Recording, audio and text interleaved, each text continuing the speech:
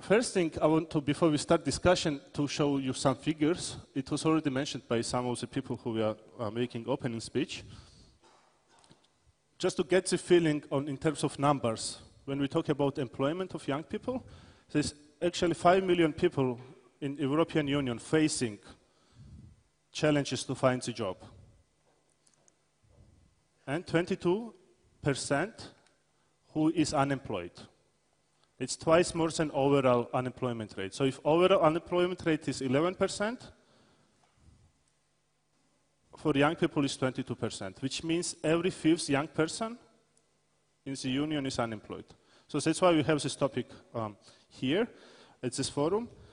And also will be interesting to see some statistics from Eastern Partnership region. Based on the data from International Labour Organization, Armenians and Georgians, we like to be first always, so we are first in terms of unemployment rate. Yeah. And in Ukraine, Moldova, Azerbaijan, and Belarus, it varies between 12 and 18%. Yeah, so it's, as you see, it's also quite an issue in our region as well.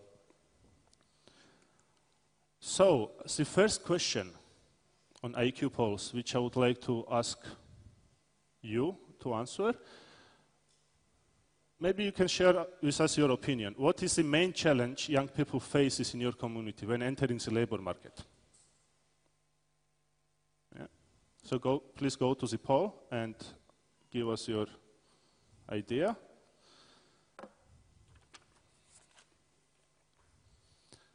So we can keep the statistics as a background, so you can participate. And actually, I would like to ask Mr. Massimiliano Mascherini.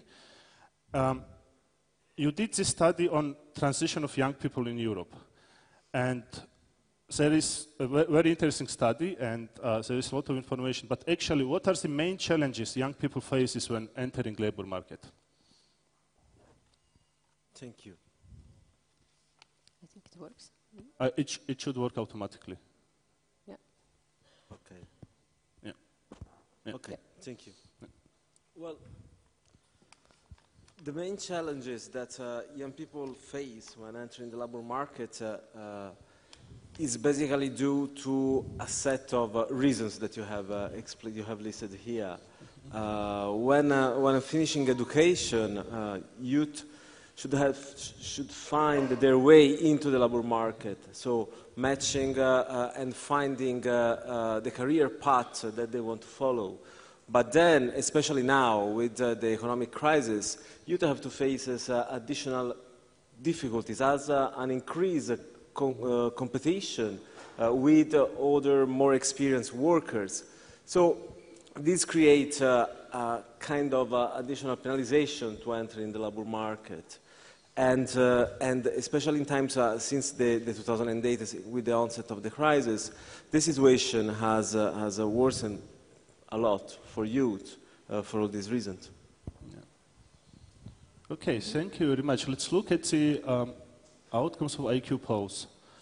Actually, 22% is on mismatch of competencies, 27% no or lack of previous job experience, 14% for lack of guidance and support, not enough job places, okay, 13%, no interest or readiness to work is actually 5%, and expectation of high position and expectation of high salary, it's 20%. It's quite interesting to see. Could you comment? What are the interesting findings in your study which you did? Was there actually that young people don't want to get employed because they have high expectation to become directors immediately, or they want a super high salary? In Georgia, we have this issue, but I'm interested in what is in the European Union. Yeah. No, the main problem often is the lack of job experience. Mm-hmm.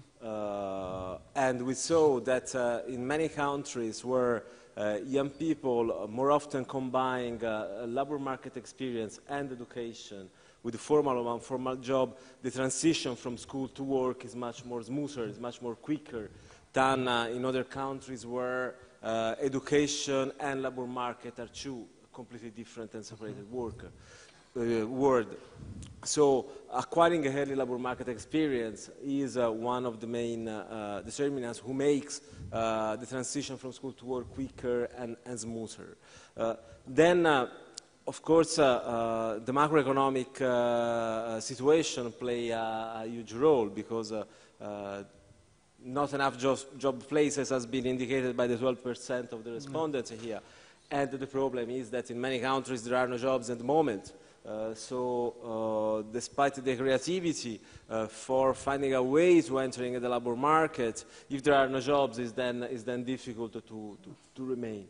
However, one thing that we found in our study was a polarization in some sense from North to South Europe. Whereas historically in Nordic European countries the transition from labor market to education was quicker, whereas in South Mediterranean countries this was much more delayed, with a reflection on the more general transition to adulthood of young people. It has been said that this is the result of the crisis. Well, actually, we investigated also data before the crisis, and where the same gap was observed. The result of the crisis is that this gap is wider now. And, for example, 1 year after completing education, in the Nordic countries, more than 80% of the school leavers enter in the labor market, whereas this share is below or approximately the 50% in South Mediterranean countries. Regarding Eastern European countries, in the Baltic countries, this share is around the 62–65% of the school leavers, whereas it's a little bit lower in other Eastern European countries, such as Romania or Bulgaria. But this path was traditionally identified, and is due to a lot of reasons, educational system, cultural reasons as well. In countries like mine, I'm Italian, the transition from the decision of leaving a parental home, for example, is affected by a lot of cultural reasons, and this inevitably has an effect on shaping the transition from school to work of young people, because is expected a more slower integration in the labor market than in Scandinavian countries, where young people combining labor market experience and education, because as soon as the education is finished, there is an integration quicker in the labor market. Yeah. Thank you very much. It's very interesting to hear, and actually we will. It's possible to share your study, right, with forum participants. Yes, and the document will be available. It's quite interesting to see what are the tendencies and what are the findings of Mr. Mascherini. We could put also the study on the. We will put the study on the Facebook page of the forum, that everyone, not only us here, would be able to see it, but also those who are not here with us but are taking part in either in a live stream or maybe are not here with us also online, but still at some moment they would be able to access the study. It's very interesting what you told, Massimiliano, that the young people are in different regions and different ages. They face very different situations, let's say, and also challenges. And we know that some people, when they're looking for a job, they are finding the job at some moment. Some young people, when they are finding the support from someone, and with this support they also have a chance to get a job. But some of the young people, they find themselves in a situation when they are not either employed or have or either not in an education or in any training. And I would like to address the question to the audience, or actually to check how many of us here are working with the young people who find themselves at a particular moment in the situation of NEET youngsters, how they call them. Please open your social voting, not actually social voting, but the IQ polls, and share with us how many of you work with young people who are in a NEET situation. Can you project the outcomes? It would be really interesting to see the results. Yeah, the results are changing very, very quickly. The majority now, it shows the majority is sometimes, right? Meaning maybe not it's a regular job, but maybe those are some particular activities, particular project or particular services what we offer, as we also representing here different sectors. I know, Sebastian, that you are working now on the review of the youth social policies in Latvia, and you've been also doing the same review in some other countries, right? And I would like to ask you the question, what are the findings of when you will be doing the review? What are actually the actions taken by different social partners in what you found out during the review in order to address the issues of the NEET young people?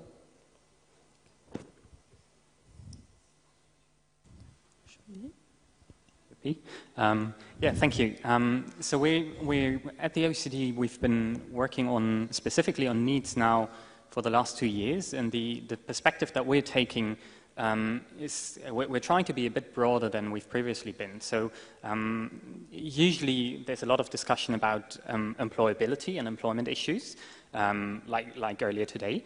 But we had the perception that what matters a lot, if you're looking at NEET youth, at those who are not in employment, education or training, is that there's a whole social policy side around it. So usually young people who are NEET are not primarily, or not only NEET because there's a lack of jobs, but also because there might be something wrong with the educational system, because they don't get enough work practice, or because many of them come from some sort of disadvantaged background, have problems at home, have problems with the living situations, either living with their parents, and there might be problems with the parents, or living alone, having housing issues, having mobility issues, having health issues, drug substance abuse. So there's usually a whole area around it which isn't purely employability and which isn't purely education either. So we're trying to take this broader perspective and look at what different OECD member countries and now Latvia, what these countries are doing. First of all, what the situation of young people is like, and then what countries are doing. And we broadly focus on 2 different areas. One is how can we avoid that young people become NEET in the first place? So how can school dropout be avoided? How can we make sure that young people who have troubles at school, maybe have bad grades or stop turning up, how can we make sure that they get the necessary support they need with whatever issues they have in education or outside education to keep them in education and to make sure that they make a good transition into professional training or higher education even. And then only the second part is really policies for those who are NEET already, because then in a way it's too late. We would like to avoid that people become NEET in the first place. And then it's a lot about structural reforms in the labor market, and then about the type of programs that are available for these young people. So we're looking at what works and how this should be implemented. Yeah, thank you. And another interesting question which comes to my mind when I hear you saying that there are different actors involved. It would be interesting also to find out what, if you found any good practices, how the partners are cooperating with each other. Because the issue is a complex one, and we are saying that the youngsters are facing difficulties in the education or in the process when they have this process of transition from the education to labor market. So different actors are involved in there, right? But have you found out very interesting practices to bring in now, also for our consideration, what we can further develop or consider in our discussion during the forum? I think what really matters is the management of the various programs at the very local level. So we usually, when we do our country studies, we go to a country and we start in the capital city. We go to the ministries and talk to the people there, and the people in the ministries are really, really happy to tell us about their program, about what amount of funding is available. But then the second step for us is always to go on the ground in the capital city, but also out in the regions, maybe in a region that is less advantaged, where there's a higher unemployment rate or structural issues, and to look how these policies are implemented in practice.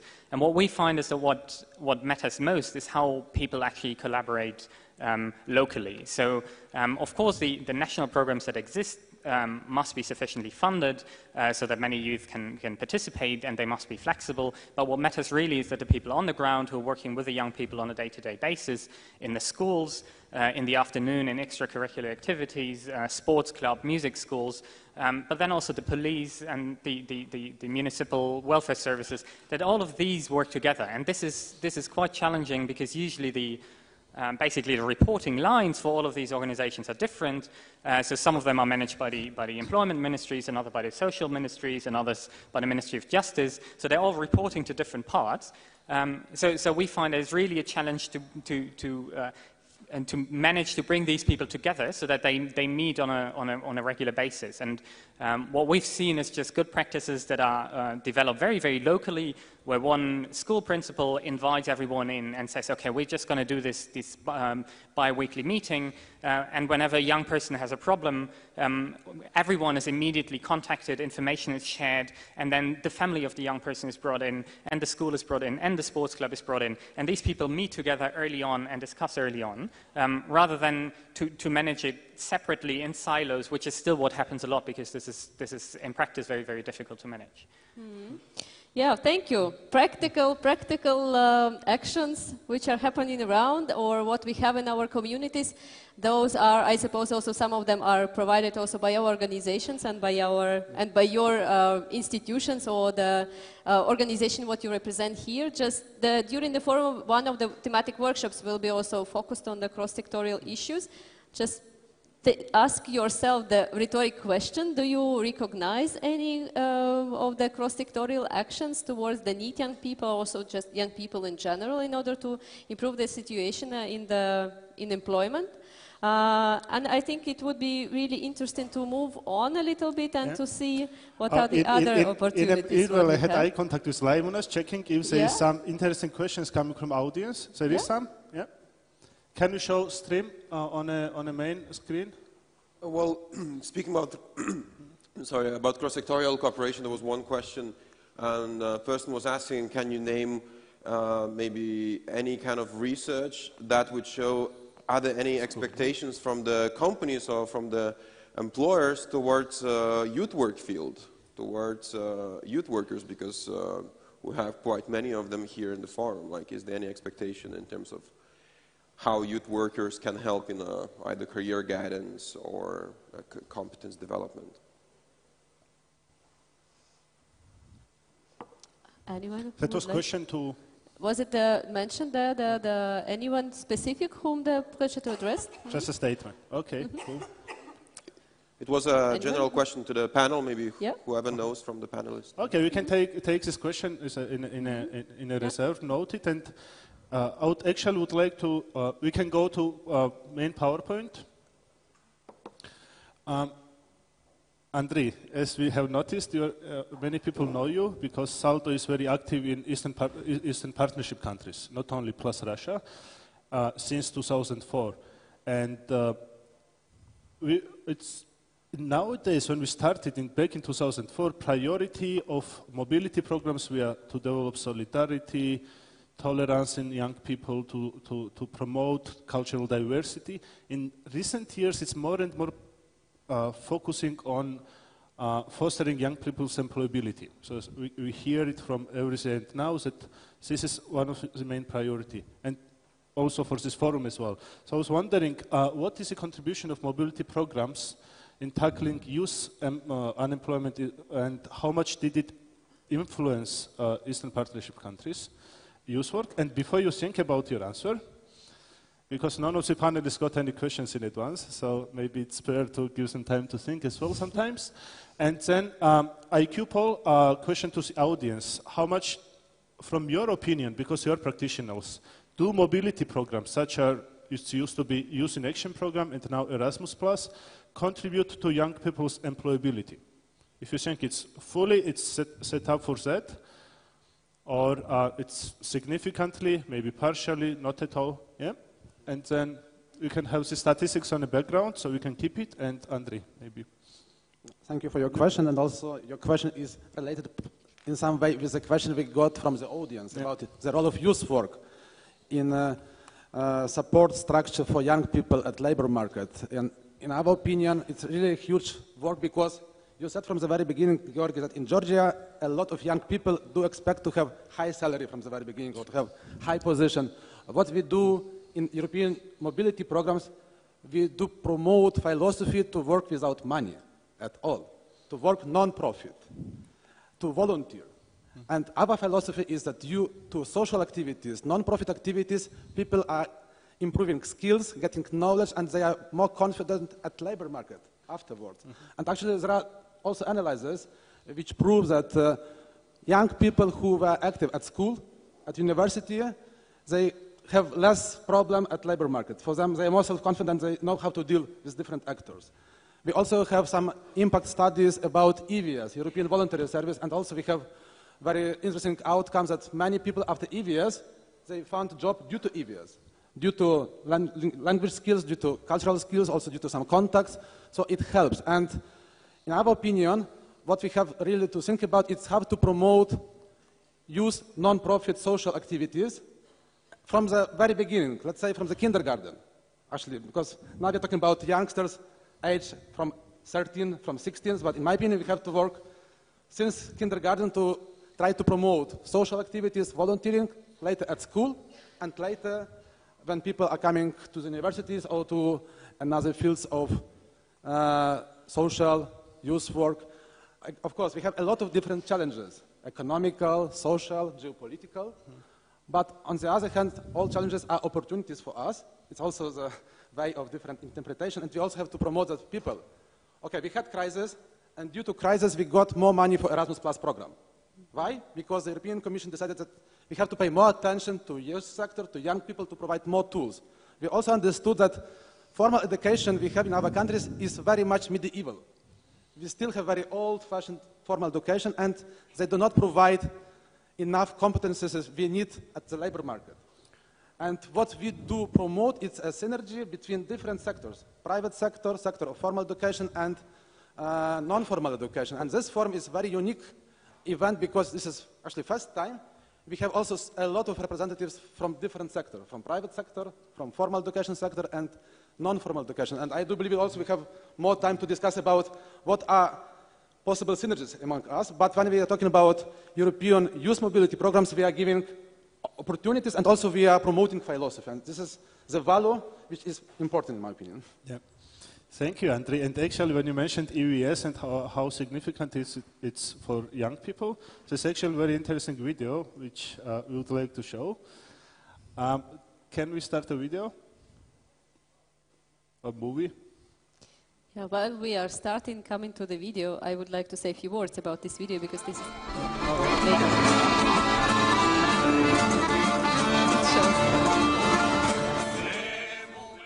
Hello. My name is Leonie, I'm 18 years old, and I'm from Germany.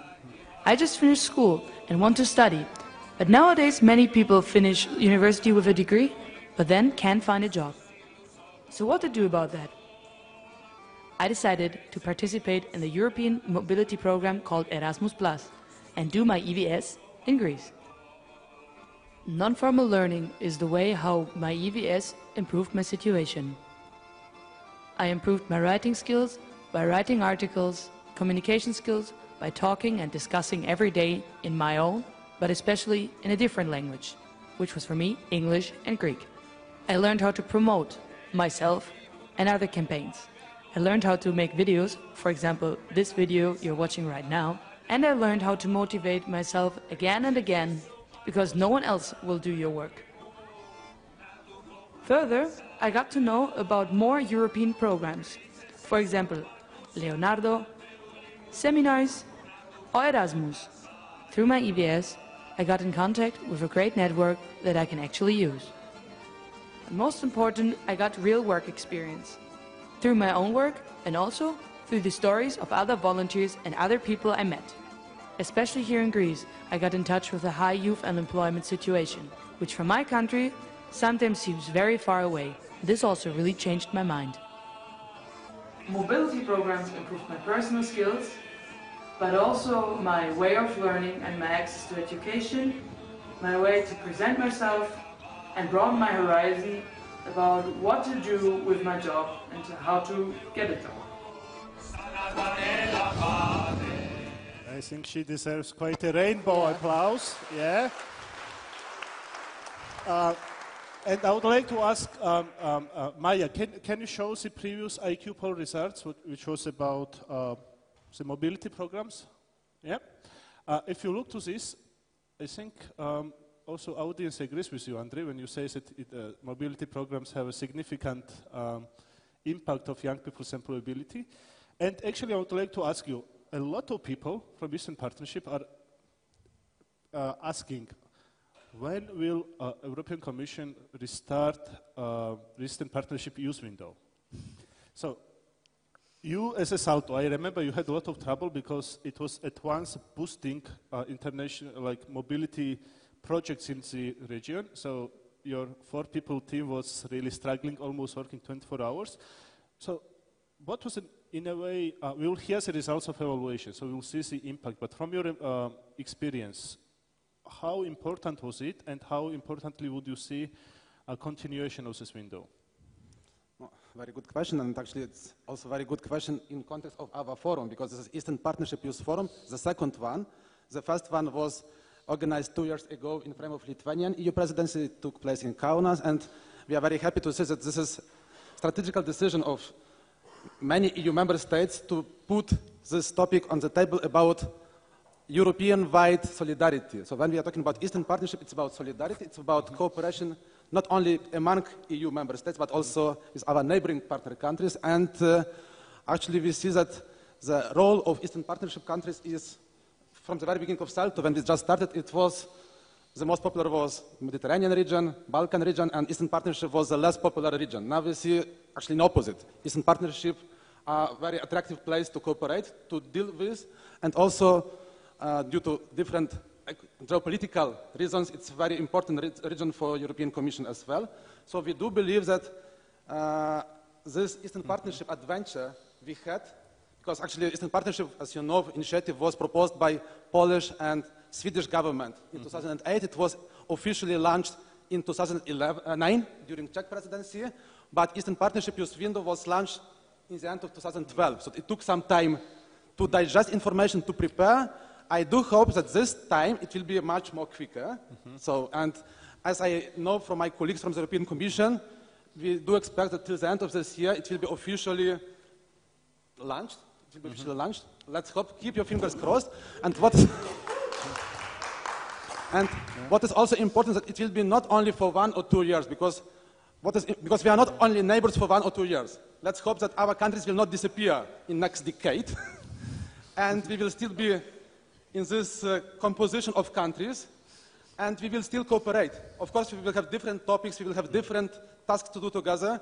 Let's hope employability will not be such valuable topic in 15 years, so we will be maybe more discuss about how to spend free time, how to spend money.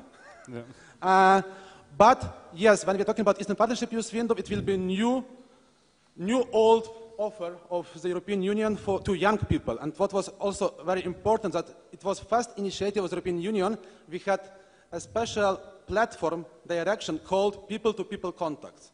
So it's really about human dimension of the European foreign policy. And we are here, we are representing this dimension by ourselves.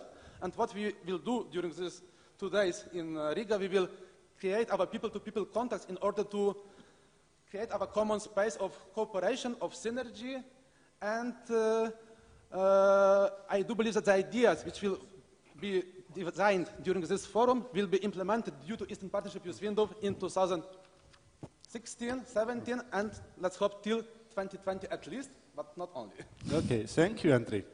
Thank you very much. That's a very good news to know, because there were many people asking, do you know, at least, I mean, yesterday and today I had a short chat with many people here around, asking, do you have any news, if you know that if we get any news about the Eastern Partnership Youth Window. So thank you, Andrei, for bringing this inspiring news for us. And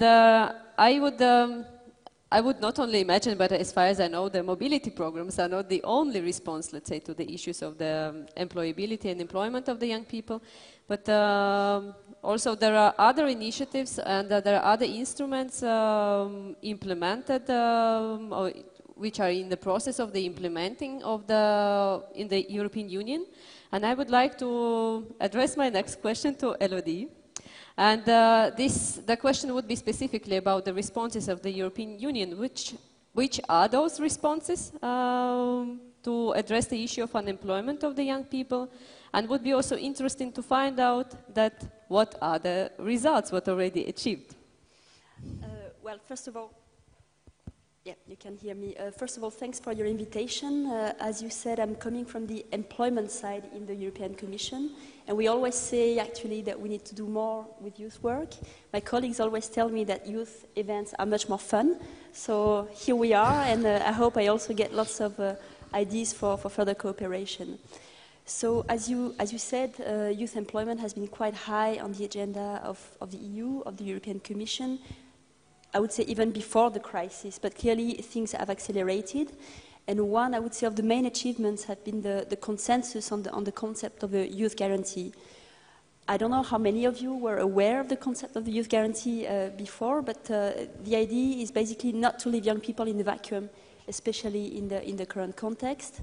And all the member states have agreed through a recommendation of the Council to ensure that every young person under 25 will get an offer of employment, apprenticeship, traineeship, or continued education within 4 months of leaving education or becoming unemployed. So the idea behind this was very much to address the consequences of the crisis, to prevent long-term unemployment and to give a helping hand to young people in this very critical period, because we know that long periods of unemployment can have very bad consequences on young people, on their self-esteem, on their skills, and on their future in general. So it's now almost 2 years since the recommendation was adopted, and we can see that there's been already quite a lot of results. We've seen interesting reforms in many member states in terms of, for example, how public employment services are working. We've seen examples of going much more, delivering the public employment services much closer to young people through youth corners in school, through online registration, for example. We've seen reforms of apprenticeship systems, for example. So all in all, very good things happening, but of course it takes much more time to change a mindset. So clearly it's still the beginning and there's much more to be done. In particular, we see that the quality of the offers that young people are getting is sometimes not enough to really help a good integration in the labor market. We also see that young people who are further from the labor market are much less likely to benefit from offers, and especially in the countries which have a very good monitoring system, we've seen that young people with lower education are generally less registered with the youth guarantee. So that's a very big challenge where I also think more cooperation with the youth sector could be really helpful. And do I have 2 more minutes? Yeah, sure. Yeah, I have plenty of time. Maybe before you continue, in the meanwhile, we would like to launch one more IQ poll. So we would like actually to ask you, how, from your opinion, as policy measures, how much do policy measures correspond to the real needs and interests of young people?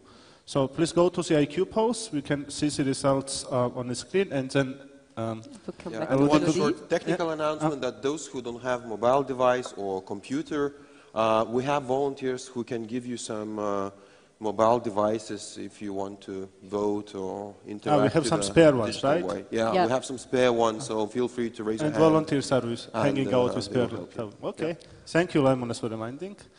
Yeah, thank you. So only partially, I think it's very clear that generally one of the big challenges is the general economic context. And here, I would say we really have to look at the big picture, and the Commission is also doing a lot right now to relaunch investment, to really relaunch job creation.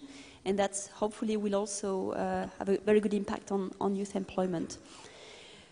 But next to what I was saying, we've also developed specific measures to develop specific parts of the youth guarantee. For example, we believe a lot in the potential of apprenticeships because we've seen that the countries which combine a good system of apprenticeship with work-based learning and with school-based learning have done much better in the crisis. So we've launched a European Alliance for Apprenticeships in 2013. And the idea is really to exchange knowledge, but also to challenge the image of apprenticeships, which can be often quite a bit old-fashioned, not so attractive for young women, for example. And through the Alliance, we've got pledges from about 45 organizations, employers, social partners. We also have examples of initiative, for example, from Nestlé, who launched an Alliance for Youth, and the idea here is to actually improve the supply of apprenticeships for young people. We've also been working very much on the question of traineeships, because we know that's a very big challenge here. Traineeships can be a good stepping stone in the labor market, but they are very high risk of abuse, of them becoming a sort of substitute for real employment. And here, upon a proposal from the Commission, the Council has adopted a quality framework for traineeships, which is basically setting some minimum standards for quality. We've also been working very closely with public employment services across Europe to, in a sense, to have a shift in thinking in the way they see the support to young people. And through the network of European public employment services, for example, we did a publication of how they are supporting young people in their transition from school to work. And there, I will share it as well, and you can find lots of very inspiring examples. I would also like to highlight, of course, the money. I mean, we talk a lot about money, and clearly this has been one of the priorities of the European Commission. We propose a youth employment initiative with 6.1 billion euro to support a very wide range of activities, going from training, grants for traineeship and apprenticeships to support for entrepreneurship, to awareness raising on the youth guarantee. And here, last week, we adopted a measure, a proposal to speed up the implementation in the member states, because we see that it hasn't been as fast as we wanted to, and hopefully this will really help support concretely measures to help young people towards employment. Yeah, thank you. Actually, many actions happen and many initiatives. I suppose that this also will help us to look critically at what we have so far in our system, because maybe something works, something doesn't work, maybe there is something else which should be in there in order all these initiatives could be implemented. And specifically, I'm speaking about also the Eastern Partnership, because as far as I know, these initiatives are open for the countries who are members of the European Union. But I would be really curious to find out what are the figures, or at least at a certain moment to see what are the numbers, how many young people are positively influenced, let's say, by these initiatives. But maybe this is more rhetorical question to us to find out, to discover during these days. I'm looking also at Lyubenova, who showing that he has a good question to ask. Yes, the stream is getting more and more active, and people are posting statements, questions, sometimes rhetorical questions that maybe not necessary for the panel, but is something to think about, and maybe something to bring those questions forward to the workshops that will happen this afternoon. Maybe you can show the stream as well. Yeah. Yes. Cool. Thank you. So you can see a lot of things over there. For example, one of the kind of questions and challenges which was mentioned, that, well, it was mentioned already here, that it's the most effective thing is having local programs linked with the real local needs. And when it comes to the European programs, then it's like trying to make measures that would kind of satisfy the whole region, yeah, which is a big challenge in a way, because then situation is rather different in each Eastern Partnership country as well as in European Union. So this was one of the questions. Yeah. Also, people are asking, and this was a question to the panel in a way, how do young people kind of can balance the work in a non-profit field and also the work which is not paid, so kind of internship maybe, but how not to get to the situation of getting exploited by the labor market, yeah? Because now there is a big move of supporting people to go, get experience, which is not paid, and at the same time there is always a risk that employment sector or business sector might be kind of exploiting this, yeah? This was one of the questions addressed. There were also a few other statements that actually youth work has really a lot of potential, not just develop some very basic skills, but youth work has big potential to develop sense of initiative, entrepreneurial competences. Yeah. That's it for the moment from the stream. It's getting more and more, actually, so if more things will be there, I will...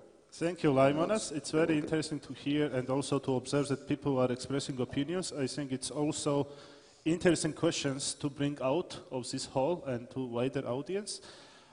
Before we will try to see if some of you could answer the questions we raised by the audience, maybe we could come back to, not come back, but ask Lora to give us some idea on, we're actually talking a lot. Young people need some support, young people have this trouble and so on, but what is the level of youth participation in making, being part of decisions made for their destiny? Like, we are sitting and deciding, oh, young people should have this or that, so how much young people are asked about it? And then, second question, very much related, what are the tools and mechanisms European Youth Forum is providing to young people to participate?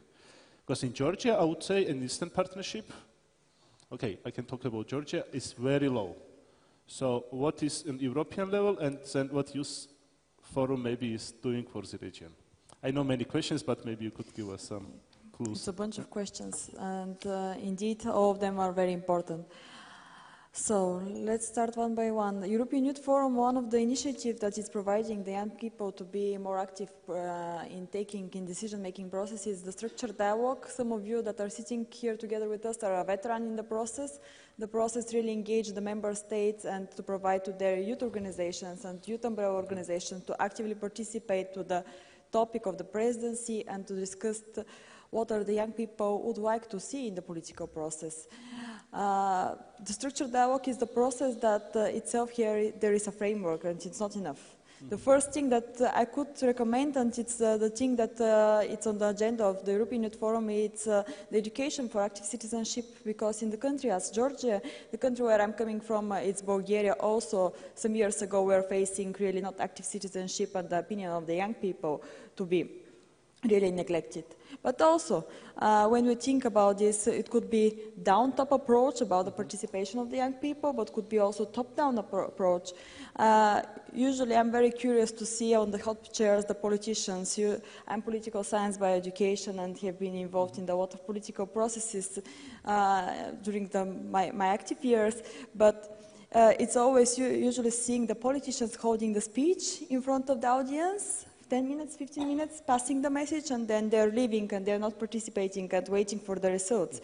So being proactive to the young people, it's very important to have the feeling that they are heard and someone is listening to them.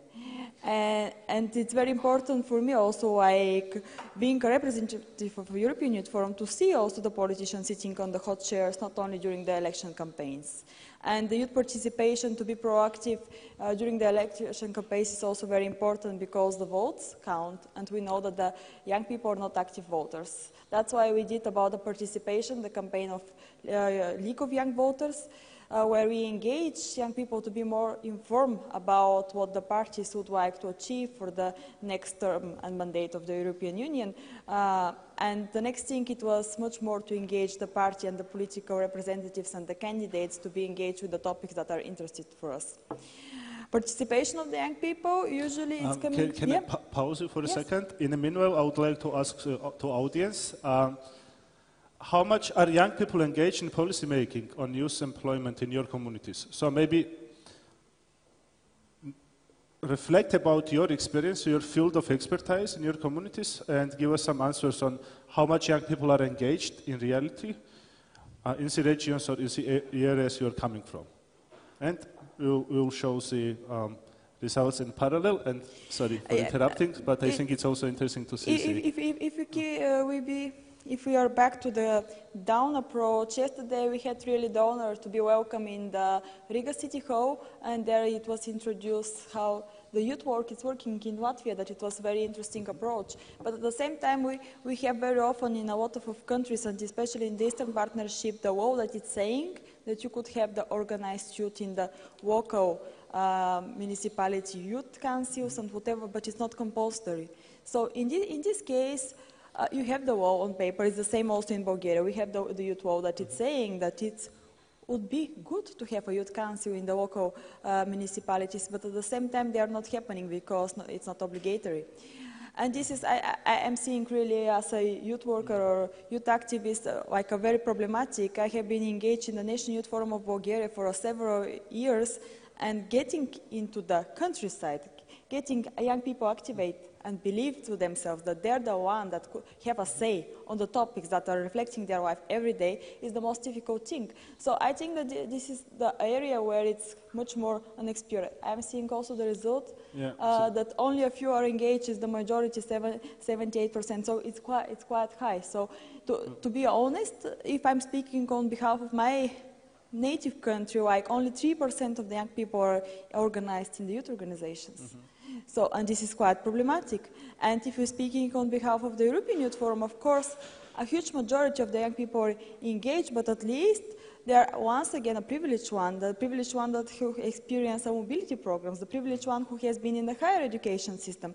And we shouldn't be silent about these facts. If we are back to the mobility question, I have experienced the mobility program. I'm born in Bulgaria, I studied in Denmark.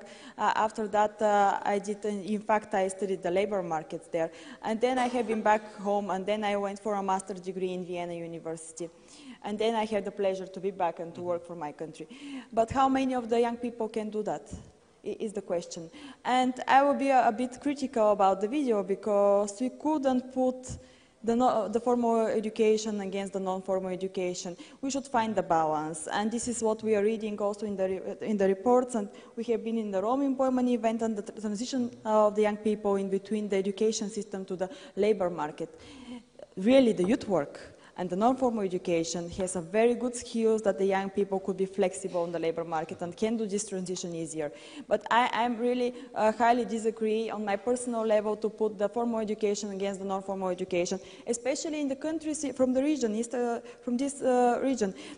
In our countries, we can put Bulgaria and Romania also next to the Baltic countries and the Eastern Partnership countries that are out of European Union.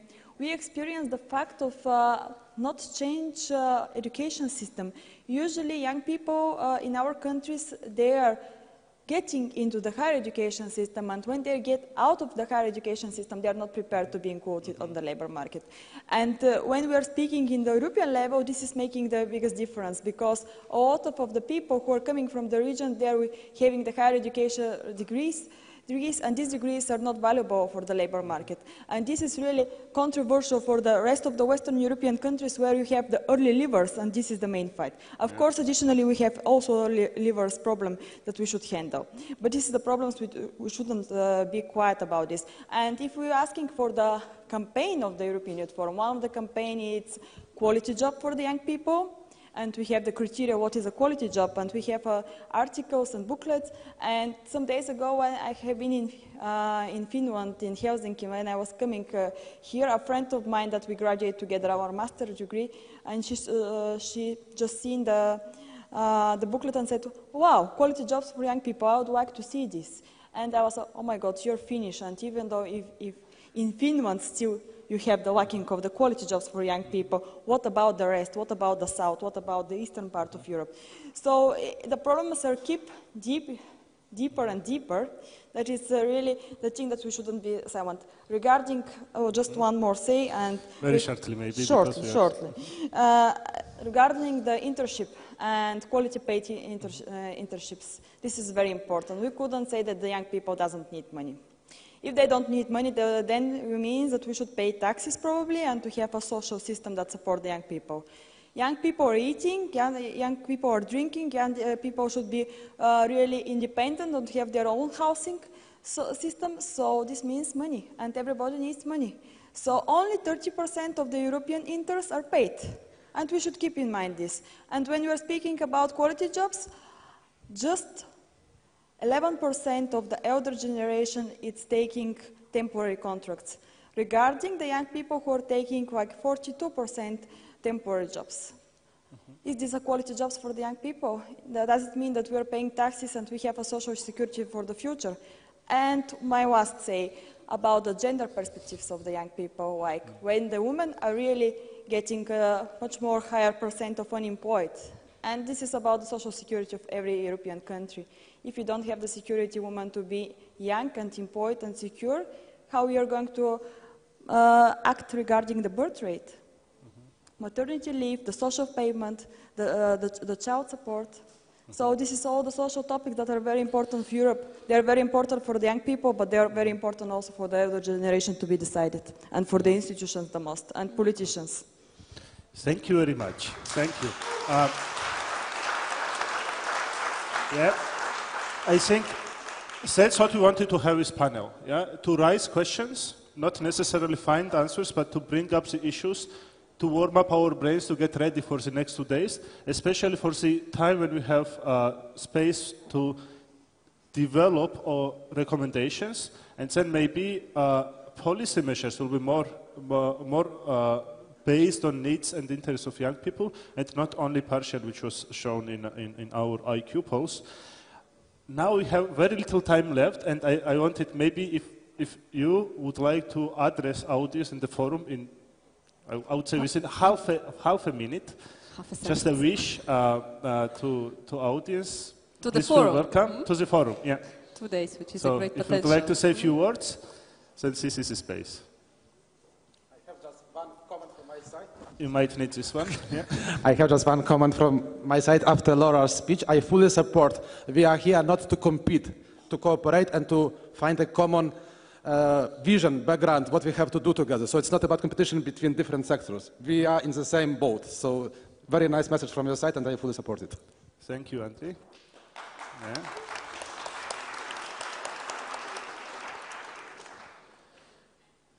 Oh. Okay, so, yeah, Elodie? Once, just to finish on the cooperation, I think, as I said, for us it's extremely important. As a Commission, we also invited many member states to be better in reaching out to the young needs, reaching out to those who might be a bit further from the system. And that's a field, I think, where we have to improve as well. So I have really high expectations about the next couple of hours and concrete ideas. Please don't hesitate to come to talk to us. Thank you. Okay, thank you for this openness. Thank you. Okay, then I would like to say thank you to Massimiliano, to Sebastian, to Elodie, Lora, and Andrei. It's been, I think, very interesting to open all these issues and hear your opinion, but also thank you to our audience for actively participating in IQ polls and posting on Instagram and Twitter. Let's continue this process. Let it be just to kick off. Very soon, we will have a happy time called coffee break. But before we go to happy time, we would like to tell you what's happening afterwards. So we are ready, and we don't lose time coming here and so on. So if you allow us to mobilize your energy for next 5-10 minutes, as Lyubenova has something to... Yeah. Before Lyubenova is coming on the stage, or maybe not on the stage being there, I would like to invite here the volunteers. We have prepared some small presents for our guests today. Nice. Just another thank you for your presence here, because all your thoughts, your experience are very important in order to open the discussion. What we will continue to more open and find a solution during these days. Thank you very much. Thank you very much. Yeah. Good.